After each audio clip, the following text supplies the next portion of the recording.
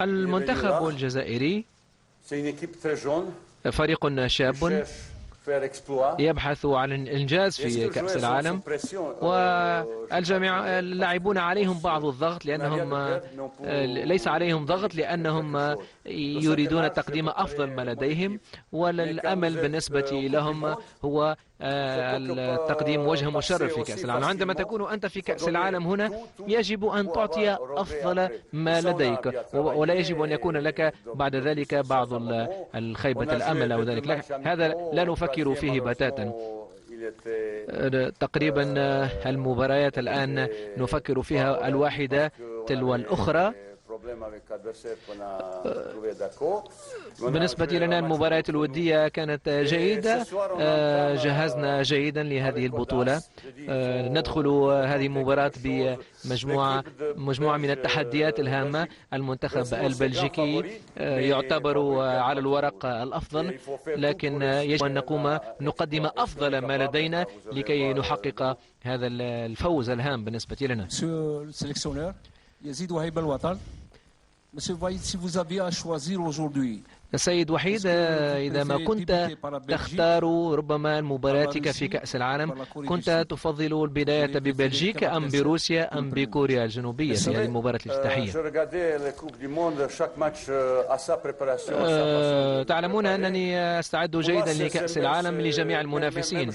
بالنسبة لي هذه مباريات سواسية. إذا كنت قد بدأت ببلجيكا أو روسيا أو كوريا الجنوبية الأمر سواء، لكن ربما المباراة أمام بلجيكا تعتبر الأصعب، وكل مباراة لها حقيقتها.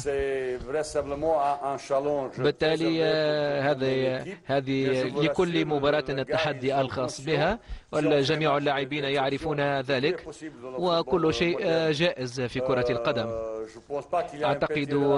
لا أعتقد أن هناك نوع من التراخي أمام أي منافس مهما اختلف، لكن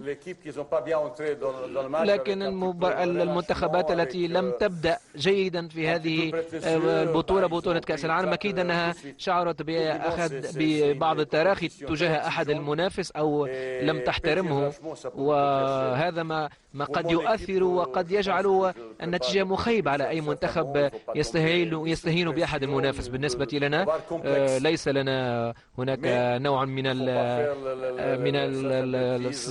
لا نشعر بأننا أصغر من المنافس الذي نواجهه، بل نحن جاهزون على المستوى التنافسي. كوتش فايد، معمر جبور، راديو الجيريان.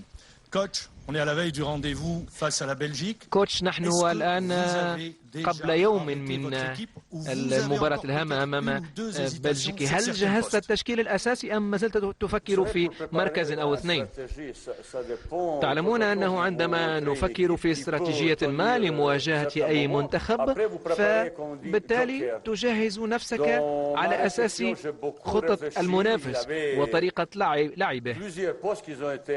وقد كانت هناك مجموعة من المراكز التي حسمت فيها، وتدخل هنا في بعض الاعتبار عامل الخبرة وأيضا عامل الثقة بالنفس، وهو يكون أمرا حاسما. وأنا بإمكاني أن أقرر أي لاعب يلعب في أي مركز وأجد التشكيل الأمثل.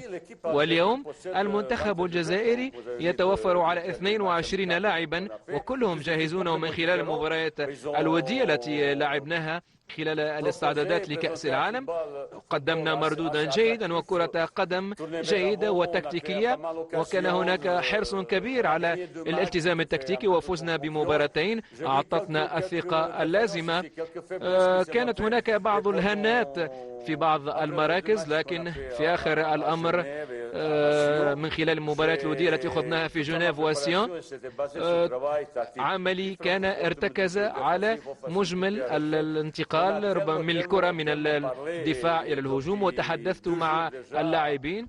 والآن تابعت قبل يومين كامل الفيديوهات للمنافسين، وشرحت أدق التفاصيل بالنسبة لمنتخب بلجيكا للاعبية وما يمكن أن يواجهنا خلال هذه المباراة.